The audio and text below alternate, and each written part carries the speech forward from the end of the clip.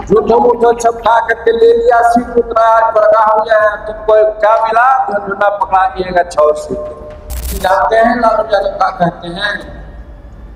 कह रहे जीतन मांझी को कोई लोग नहीं पहचान रहा है, जीतन मांझी को 11% वोट ठोका हुआ है। और सही कहते हैं कि 11% वोट है, लेकिन महिला चूड़ी पहनती है, लेकिन कुछ झंझनाती है और कुछ चुपचाप रखे रहती है। तो चूड़िया बने झंझनाओ, तब ये लोग समझेगा तुमको, तभी तुमको सीट देगा। लेकिन एक आदमी अपने को कहता है कि हमारे रहते कोई कुछ नहीं करे। कौन हो तुम जी? क्या तुम्हारी बखत है? केंद्रीय मंत्री जीतनराम मांझी ने चिराग पासवान का नाम लिए बिना उन पर हमला करते हुए कहा कि आरक्षण और दलितों के नाम पर ज्यादा सीटें ले ली गई और उन्हें विधानसभा सीट के नाम पर सिर्फ झुनझुना पकड़ा दिया गया। ये बयान बिहार में राजनीतिक गलियारों में चर्चा का विषय बन गया है। मांझी ने कार्यक्रम में कहा कि कुछ लोग आरक्षण के हितैषी बनते हैं, लेकिन नाखून काटकर शहीद का दर्जा लेना चाहते हैं। उन्होंने आरोप लगाया कि कुछ नेताओं ने सरकार के खिलाफ बोलकर ज्यादा सीटें हासिल की हैं। हाल ही में बिहार के भोजपुर में हुए भरत तिवारी एनकाउंटर मामले को लेकर भी दोनों नेताओं में मतभेद सामने आए। चिराग पासवान पीड़ित परिवार से मिलकर न्याय का भरोसा दिलाया था, जबकि जीतनराम मांझी ने पुलिस की कार्रवाई को पूरी तरह सही ठहराया था। एनकाउंटर मामले में चिराग के रुख पर प्रतिक्रिया देते हुए मांझी ने कहा था कि चिराग जो करते हैं जरूरी नहीं कि हम भी वही करें। चिराग पासवान जो करते हैं वही हम करेंगे, इस मामले में हमने बहुत पहले कह दिया है। हमारा व्यू स्पष्ट है कि वहाँ पर पुलिस ने जो कार्रवाई की है वो एकदम सटीक कार्रवाई की है, और नहीं तो पुलिस ही मारे जाते हैं। इससे पहले भी मई 2026 में दिल्ली में एक बिहार के युवक की हत्या के मामले में मांझी के मार दिया तो मार दिया वाले बयान पर चिराग पासवान ने कड़ी आपत्ति जताई थी और नसीहत दी थी कि अगर दर्द नहीं समझ सकते तो नमक नहीं छिड़कना चाहिए। एक आदमी कह रहे हैं मेरे रहते रिजर्वेशन और संविधान को कोई नहीं हटा सकता है, जब तक मैं बचूंगा तब तक। नाखून टूंगा के शहीद होना चाहते हैं कुछ लोग।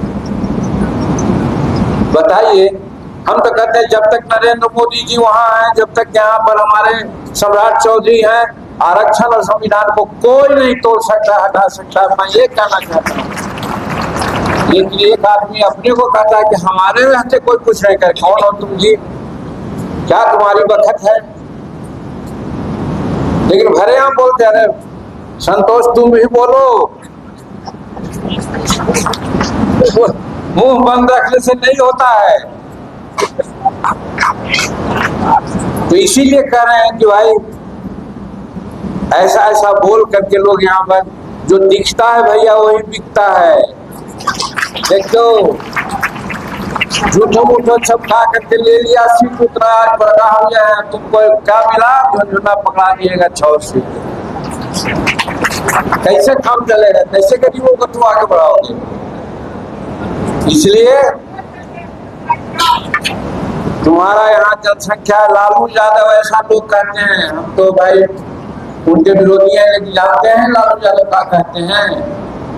कह रहे जीतन मांझी को कोई लोग नहीं पहचान रहा है, जीतन मांझी को 11% वोट ठोका हुआ है।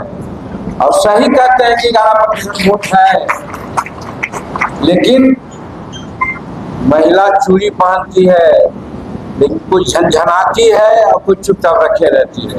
तो चूड़िया बने झंझनाओ, तब ये लोग समझेगा तुमको, तभी तुमको सीट देगा।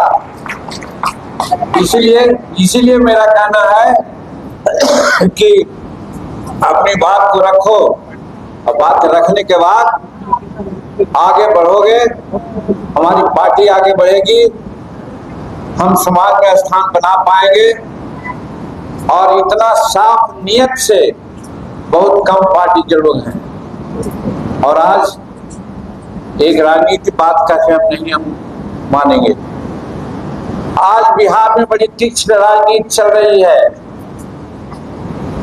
सम्राट चौधरी किसी के आंख के कांटा के रूप में बने हुए हैं। सम्राट चौधरी जब पुलिस की कार्रवाई करते हैं, विकास की कार्रवाई करते हैं, अनवरत प्रयास कर रहे हैं, रात दिन एक कर रहे हैं, लोगों को नहीं बच रहा है।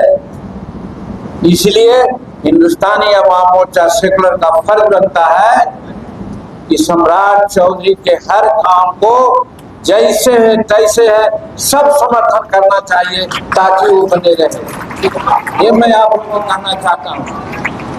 और बहुत नहीं कहेंगे, ज्यादा कहेंगे शायद अपच भी हो जाएगा, इसीलिए हम इतना ही कह के अपनी बात समाप्त करते हैं और आशा रखते हैं कि आप लोग आगे जरूर आगे बढ़ने की काम करेंगे। बहुत बहुत धन्यवाद।